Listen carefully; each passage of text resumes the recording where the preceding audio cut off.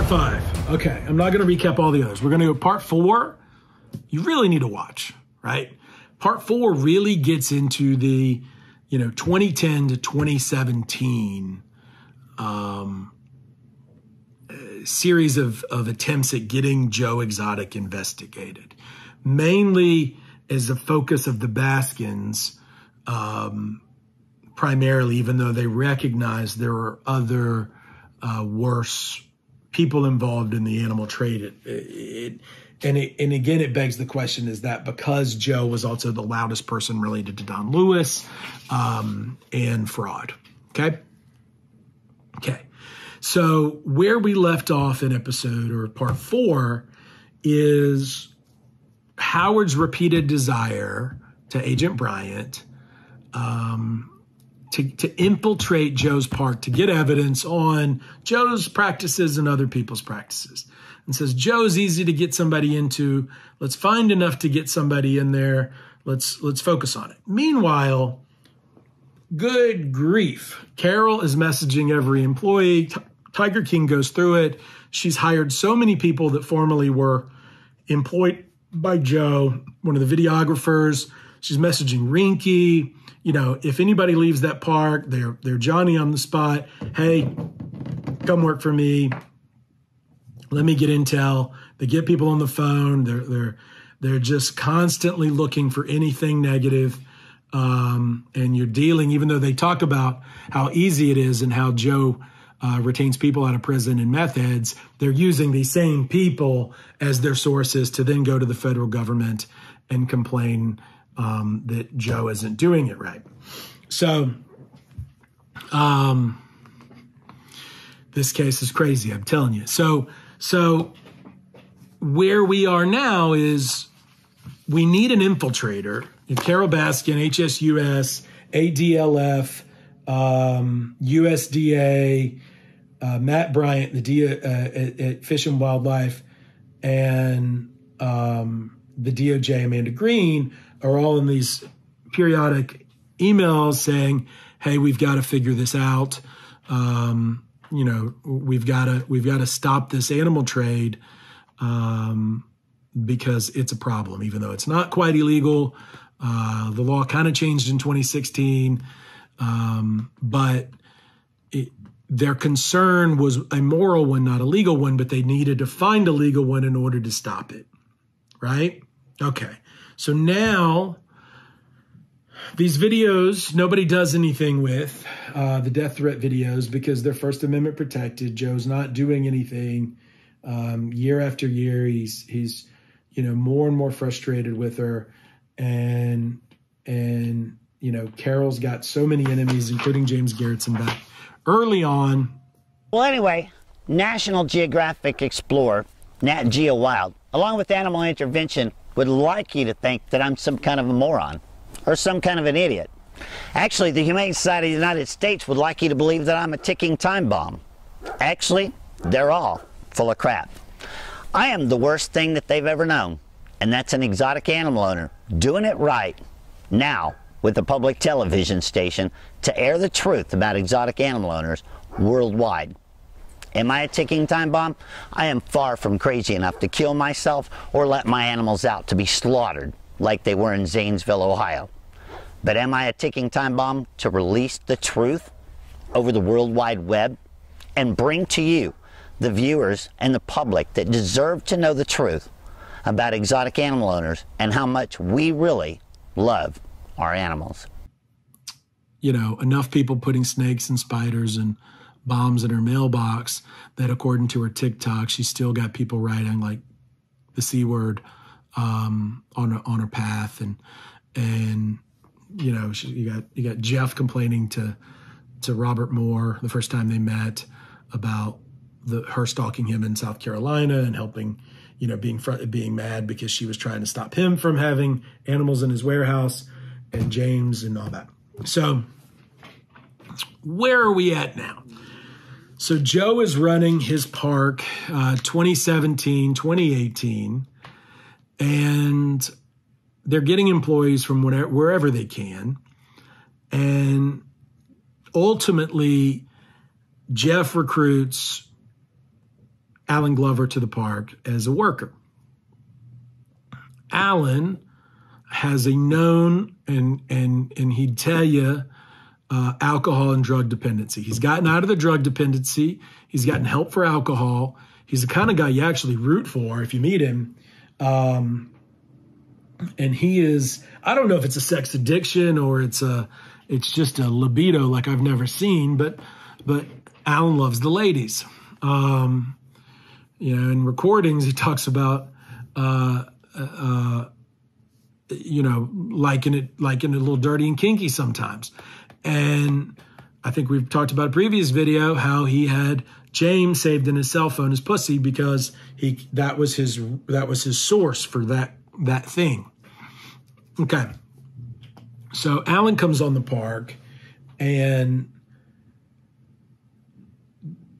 Alan and Eric Cowie, rest in peace, are drunk a lot. They will probably say, well, not while we were working and all that. But there's a series of phone calls talking about leaving cages open, and we're publishing one, this week about Joe warning Jeff about Eric Cowie leaving cages open, and because they're cleaning cages while tours are going on, and so all of a sudden that could create a very significant problem. So, death, major injury, which, as we know from James, is what gets you really investigated and shut down. So, Jeff goes to Vegas. We're going to save the Vegas talk for a later day. But Jeff goes to Vegas. He's trying to do some affiliated tiger business out there. James sets him up with a lease. And I can't remember I think it's whether it was Justin Chow or Corey Quang. I think it was Corey Quang. James sets Jeff Lowe up with a false identification to do a lease. Because Jeff doesn't want the lease registered under his name. And Jeff goes out there. Alan stays back. Well, Joe gets tired of Alan snitching to Jeff every single time, he gets in trouble. And so there's text messages and phone calls between all three of them. Well, not Alan and Joe really, but Jeff and Alan and Jeff and Joe constantly bitching about the relationship and the hazard that Alan is. And he's bringing women on the park that he shouldn't. He's bringing, all kinds of things on the park that he probably shouldn't. And, there's this tension breeding. Alan told me himself it was hatred. And there came a point that Alan and Jeff would have conversations, according to Alan, about Joe dying. Anybody that needed to be killed would be him. Or he could just fucking fall over dead. Did he want Carole Baskin dead? Yeah. Did he talk about it? It's like not as quite as bad as Joe, but yeah. He knew it was going to be a problem after if he got rid of Joe dropped dead, or he knew I was going to have Joe's head cut the fuck off. I was going to fucking hook him up with a pea and a fucking wire. What do you mean? I was going to stretch it across where he goes with his four-wheeler, like about 30 fucking mile an hour. So you and Jeff, prior to this whole thing going down, talked about killing Joe. Yeah. Nobody knows that, but you know. Including tying a wire around a tree so that he... I know, but the wire is still at the park, right behind where I lived in the trailer. It's still laying back there. I got rid of it. Well, I got rid of it, but nevertheless. It's like a piano wire. You can't see it. Yeah. He'll cut your fucking head off. Fuck. Whether it hits you in your chest or what, it's still going to get to your neck. He knew about that shit.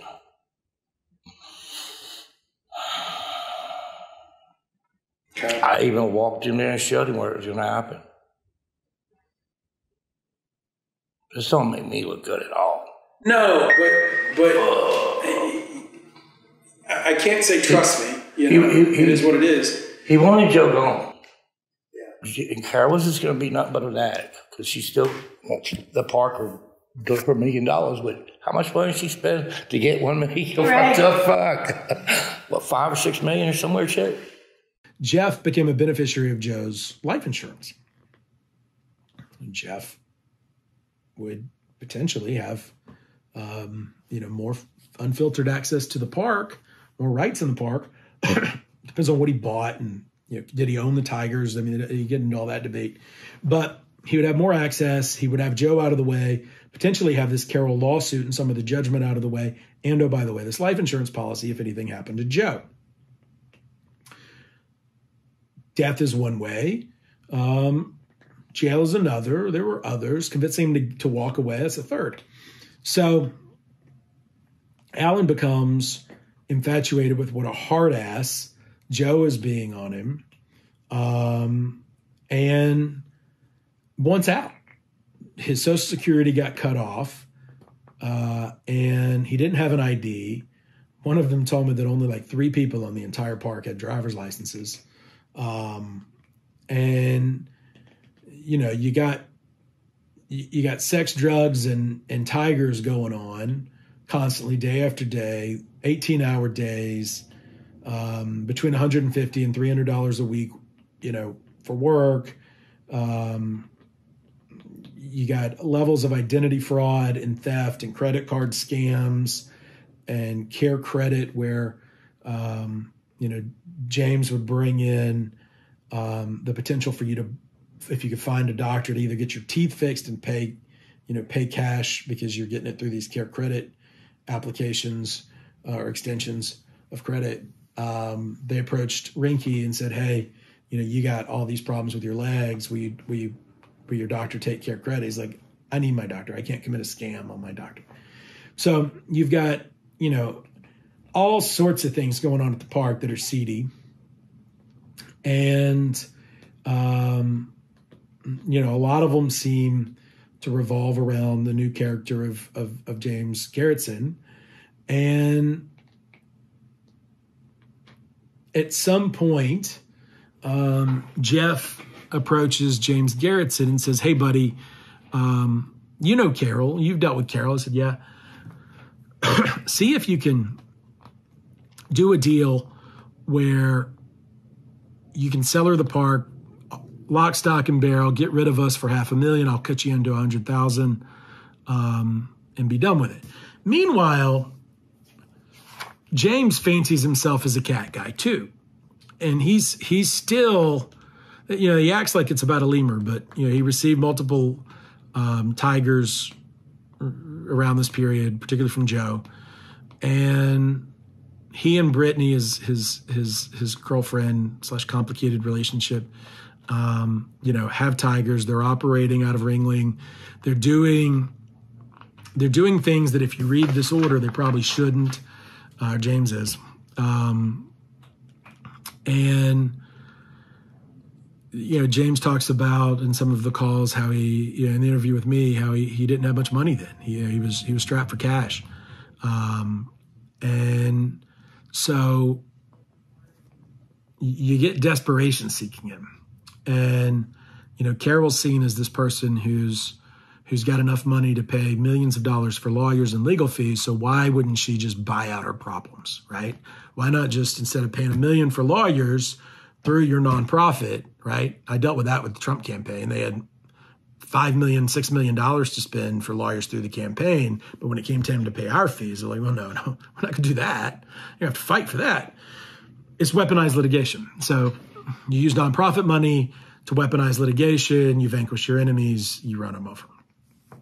Especially helps when you got PETA and HSUS and all those guys on your side and government on your side. Team USA, boom.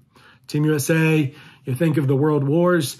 Team USA had these allies in HSUS, GFAS, these animal groups.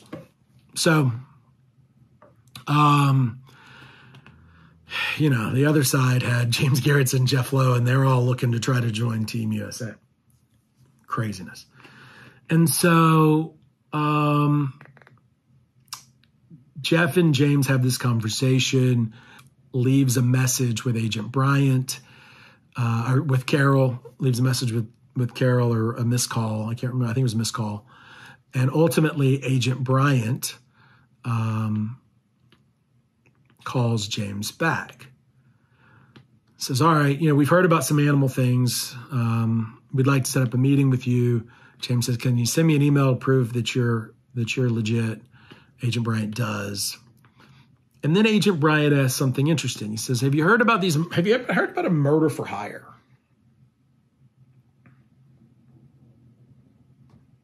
Fish and Wildlife asked James Garretson, what do you know about a murder for hire? These recordings are on our Tiger Tales series. Go to our playlist, Tiger Tales, and you can look up these original conversations between Bryant and Garretson. So what's that based on? Well,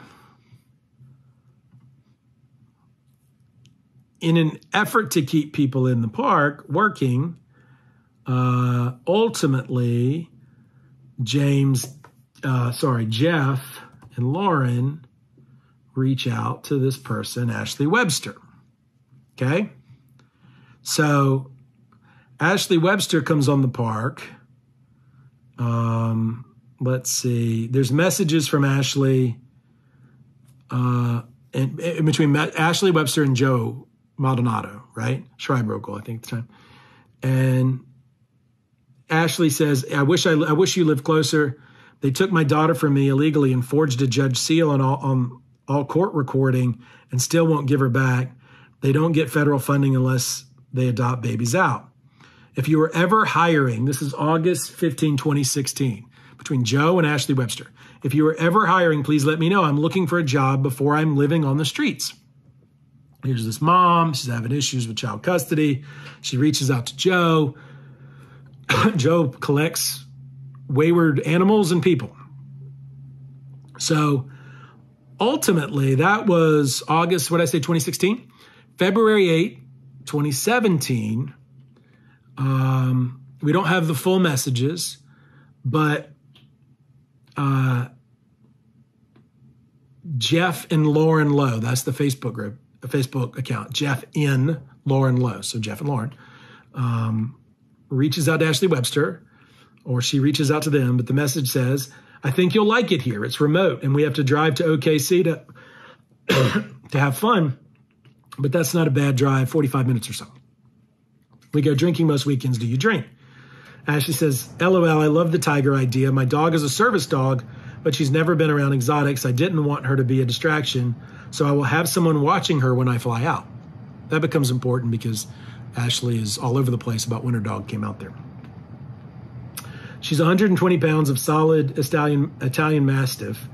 They were even used to fight big cats and bred to hunt bears, LOL. So she's definitely like a mini tiger, haha. I can promise you nobody would get near any of the animals without being killed first. LOL, I'm so excited. I'm a country girl to my soul. I drink occasionally, but I lost my gallbladder, so I try to take it easy. I will be DD for you guys, haha. I prefer to smoke or edibles. I do not know how I'm going to sleep, LOL. I am seriously so excited. I cannot even describe it. So, the question is, did Ashley pique Jeff and Lauren's, more, sexual tendencies, or was it for the park, or what?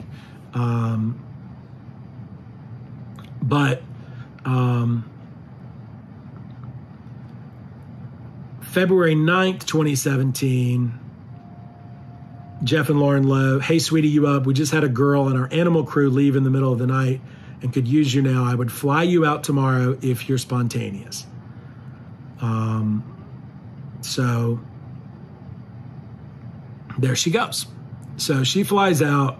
She posts pictures on her social media from February 10th with tigers, February 11th with tigers, February 15th with tigers. She poses with a cake with Joe on February 14th. The story I heard was that she says she told people that Joe gave her that cake the story I heard was that she bought a cake with a tiger on it and posed with Joe as if he gave it to her. It doesn't matter.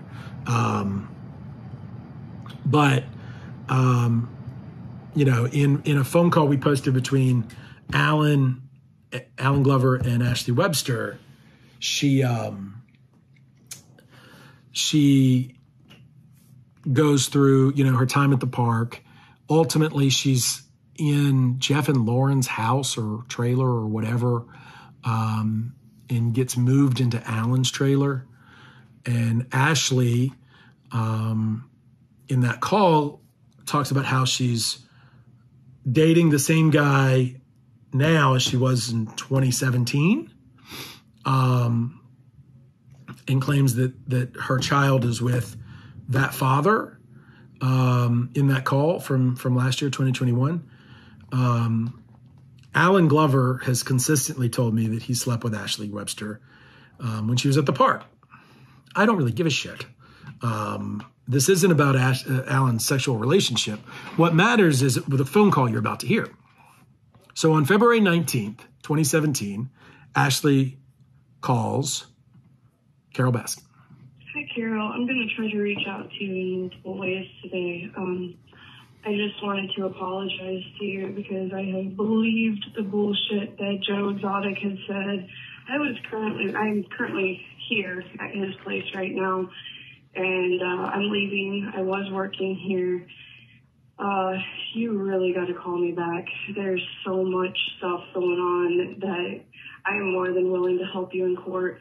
He was actually talking about paying someone to kill you. He tried to get me to do it. I'm not going to fucking do that. My dad's a police officer. I would never hurt anybody. He was offering like a couple of $1,000. So I feel like your life is in danger. I've actually seen a lot of abuse since I've been here. I'm more than willing to go to court over it. I'm actually getting ready to fucking slap a lawsuit on them. I have a disability and I have a service dog, and they're refusing to allow my service dog to be with me.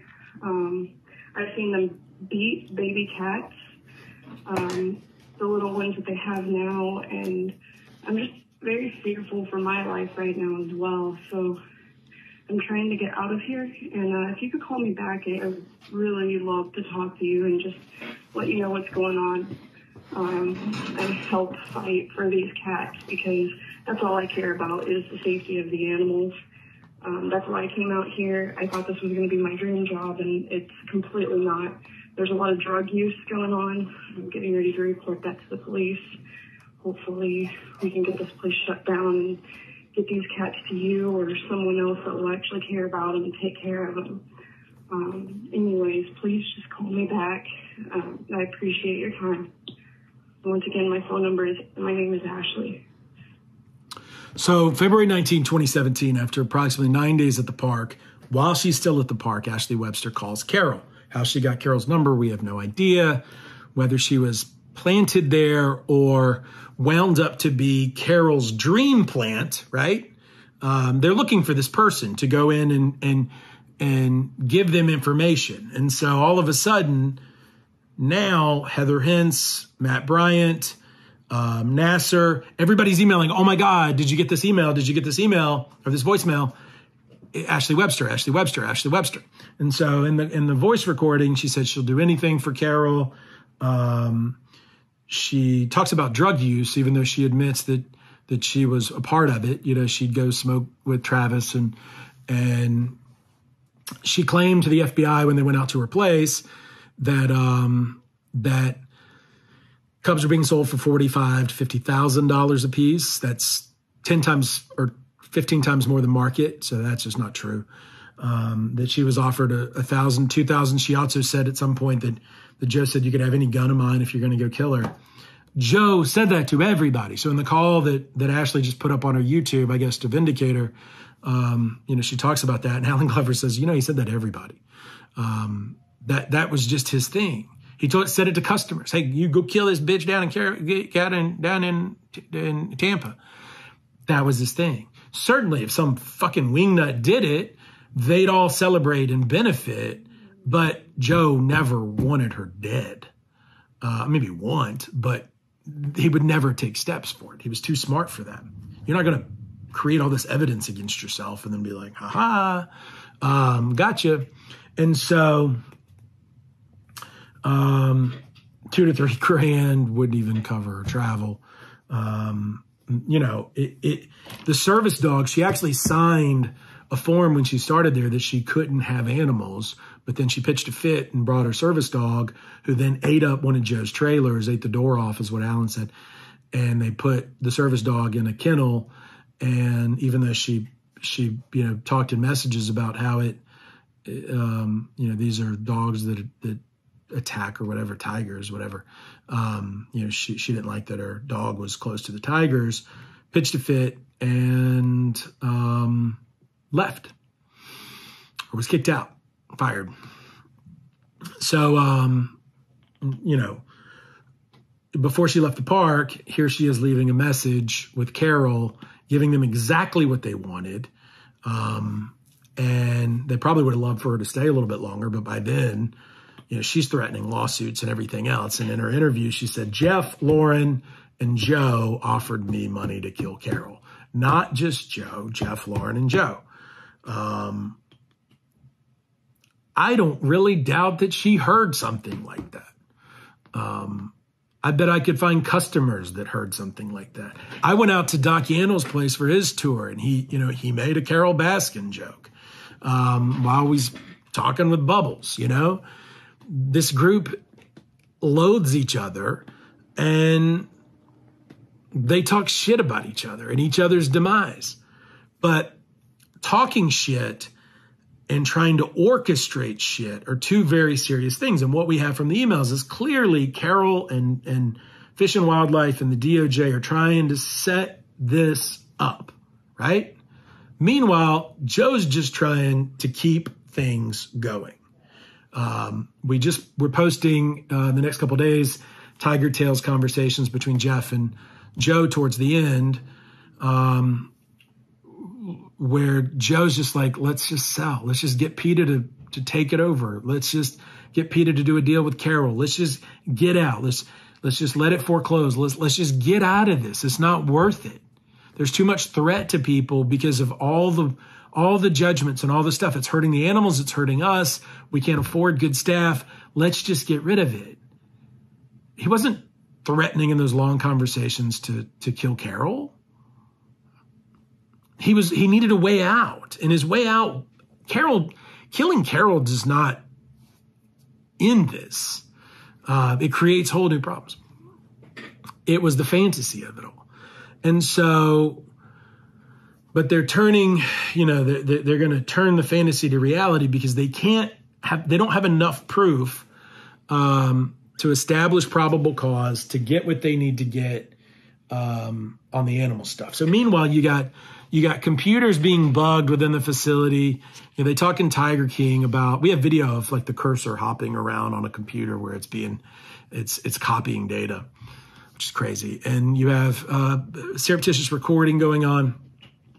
And so, one of my original questions was Ashley Webster a plant? And I don't know that she was now. But what we found is there's a fine line between a plant and somebody who is an opportunist.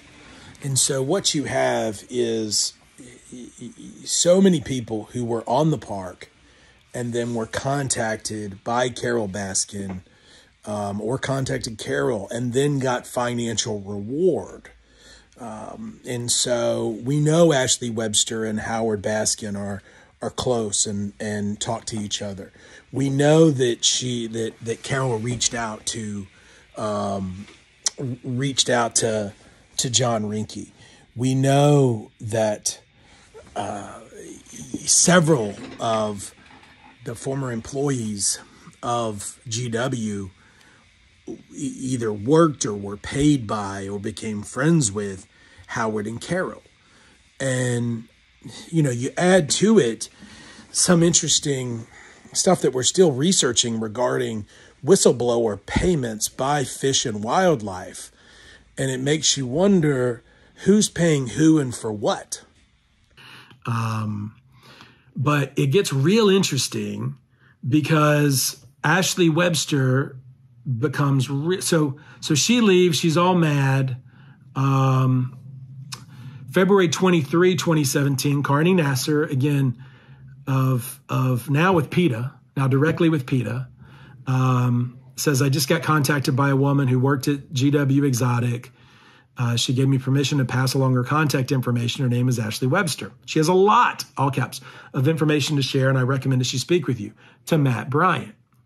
So now PETA is weaponizing Ashley Webster to Matt Bryant and saying, hey, go get this lady. Matt says, and so meanwhile, Ashley is continuing to message, says actually nice things about Joe, says Joe's set up. And she goes after Jeff Lowe. She said, this is typical Jeff Lowe behavior. He's a pathological liar. I should have sued his ass. He lied about me being able to have my service dog and never consulted with Joe about it after Joe just spent thousands renovating the housing for the zookeepers. He also refused to give me my last check, and I had to call an officer to take me to the bus stop. The messages I got were of him and Lauren calling me names and all kinds of shit. I had a bad feeling about this too. I'm sorry he ended up screwing you over, Joe. If you need a witness in court for his crooked bullshit, I'll stand by you. I've always had nothing but love and respect for you. His zoo got shut down in Colorado Springs. Obviously, the moron can't run a business.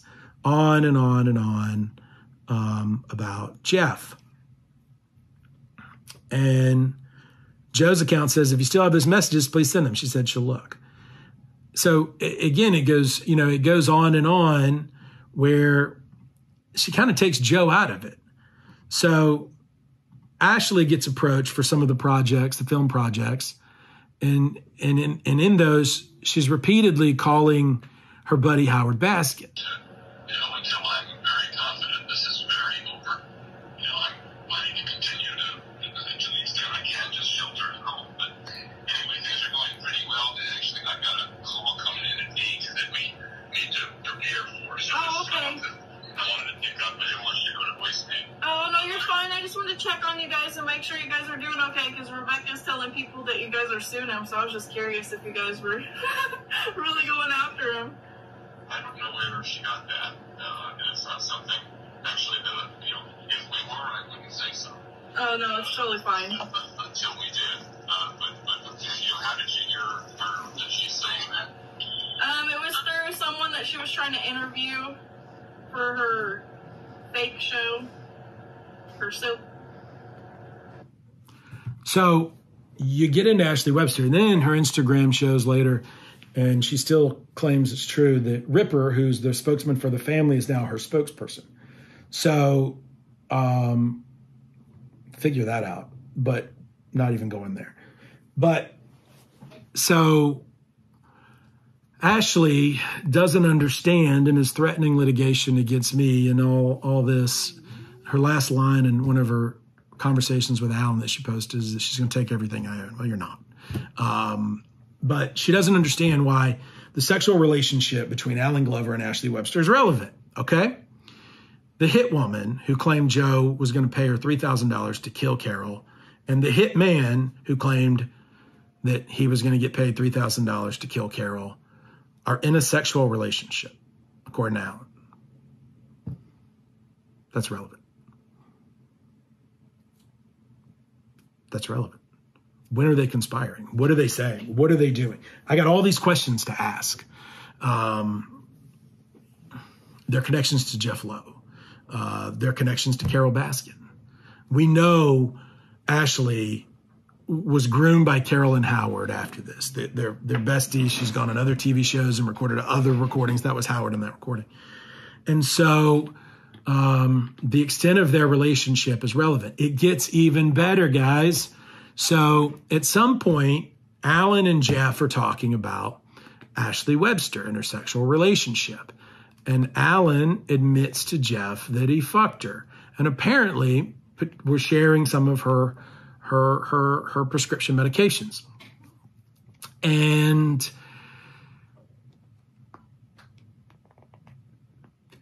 Jeff texts Federal Agent Bryant and says, oh my God, Alan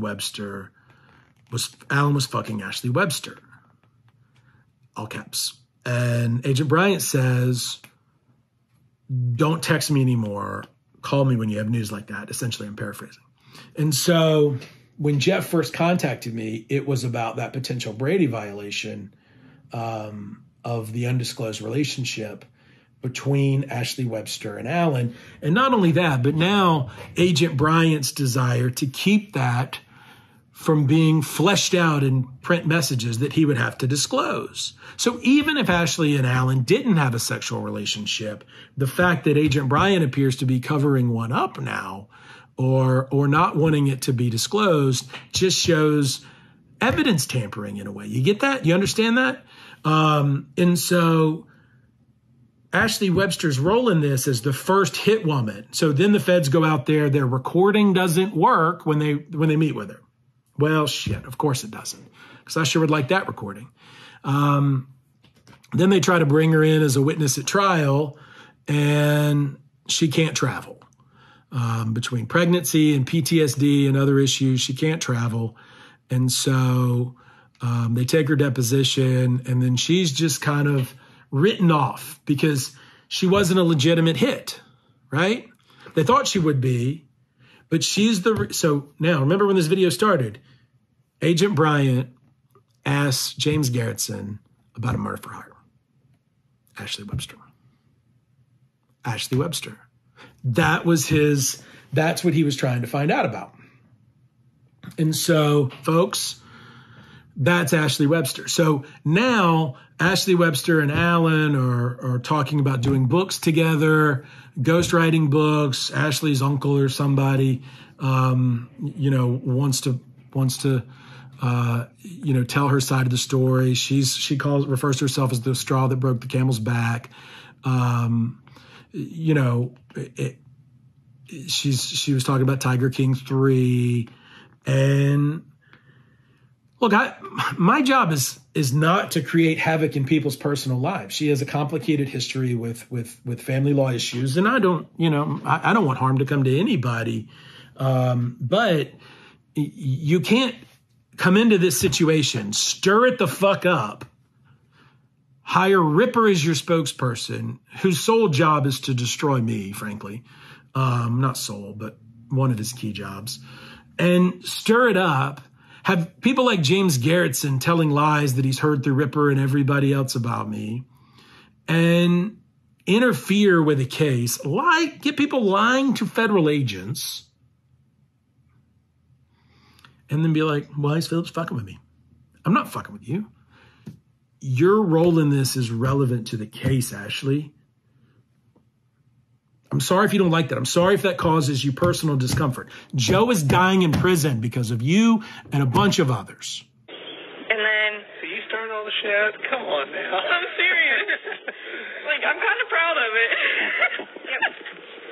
The reason being is... Oh, yeah. It's also... After I left, I went back down again, and I went to gather more information, send it to the FBI, right? You were the first one to call. You were the straw that broke the camel's back. The camel's back is Joe Exotic being permanently assigned to die in prison. He will not live this sentence.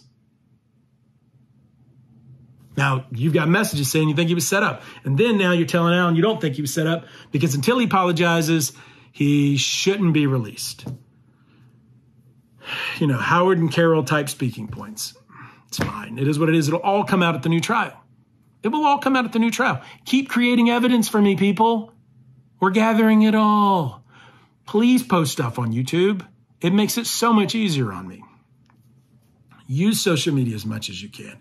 Text away. Text away. Please. Even if you delete it, I'm going to get it. Ask James about that one. We have hundreds of phone calls. All right, so episode 5 that he willingly gave us. Episode 5, done. You're seeing where things are going, and we're just getting started.